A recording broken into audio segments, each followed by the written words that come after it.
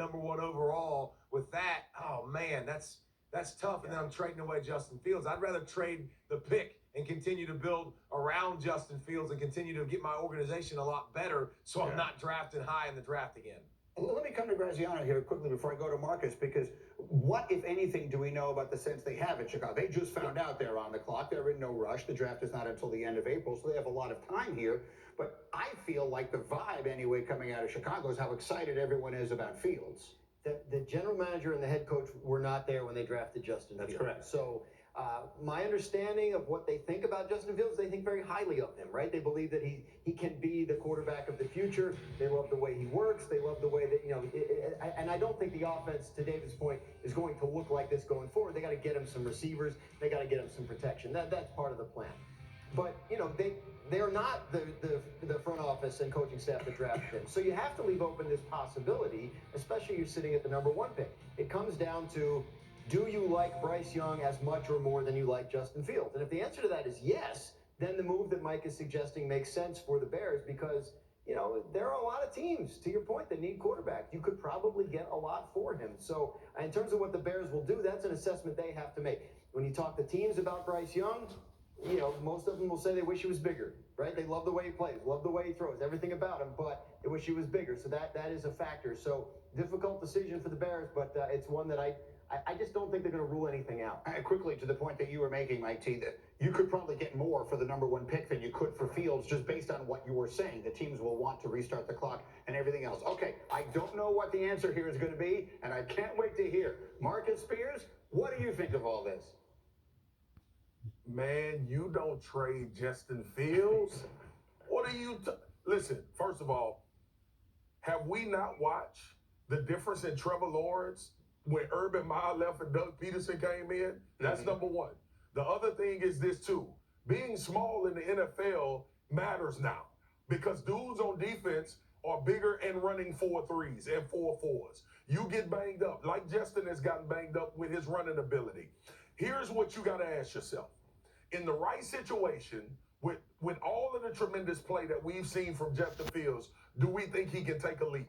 I'm gonna ask you guys, everybody that's here, to direct your attention to a town called Philadelphia, okay? And see what development and an offense and the ability to put all of those traits into play. I think Justin Fields throws the ball better than Jalen Hurts. I think Justin Fields is as athletic, if not more, than Jalen Hurts. And we were having a conversation if Jalen Hurts could be a starter in this league before the season started. Well, you know what Sirianni did? He put him in an RPO system. They went out and got A.J. Brown. They got a tight end by the name of Dallas Goedert. They drafted a number one wide receiver by the name of Devontae Smith. They had built an offensive line around this guy, and now you saw the talent be able to come to the forefront for Jalen Hurts based on all of the things that his team did around him. That is my train of thought when it comes to the Chicago Bears. Justin Fields, to me, showed enough this year to tell me that he can be a high-level starter in this league. And right now, guys, we can fool ourselves, but we know that athleticism now matters. Watch when we watch these playoffs. Yep. Patrick Mahomes going to use his legs to get out of trouble. We know damn well Josh Allen going to use his legs. Sneakily, Joe Burrow has made a lot of plays to help Cincinnati win games with his legs. We look on the other side of the ball. Dallas needs to use Dak Prescott athletic ability a little bit more than they do to help him with some of these turnovers. You do not get rid of Justin Fields. If you're going to use the first pick, you draft Will Anderson from the University of Alabama, or you trade it away to try to build through this offensive line and find some weapons for this young quarterback that I think got a chance to ascend to being one of the better ones when we look down the league 5-10 years from now. Swagoo, I actually agree with you. I think that we're looking at a young ascending player in Justin Fields, but you just made the argument for me. Like, I want to have a Philadelphia type of offseason by taking all those picks for Justin Fields, by taking Bryce Young and taking all that cap space and getting all those good players. And I think when you stack those 6 players you could have with Bryce Young, that's why I would make this move. This is not to say that Fields won't be a good player. Let me give David Pollack the final word. The pick, though, Mike T. We'll come back, Marcus, I promise. But I'm going to lose David here as he's got to go to a flight. Let me give you the final word on all this. David Pollack, go. I think you would have to say, like, if you're going to do this, you'd have to think that Justin Fields isn't the long-term solution. Justin Fields, here's the deal. When I watch Justin Fields this year, he looks like a freak.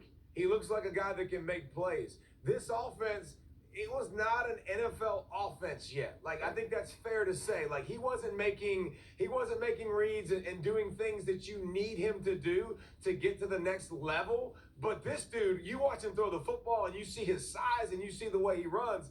He looks like a guy, if he gets in the right system and they build the players like Marcus talked around him in Philadelphia, he looks like a guy that has so much ability to make life heck for every defense they face and be a problem. So it's just what you like. I like what he's saying about trading, but that dude just looks like he's built different. And if you could find the right system, he could be pretty special.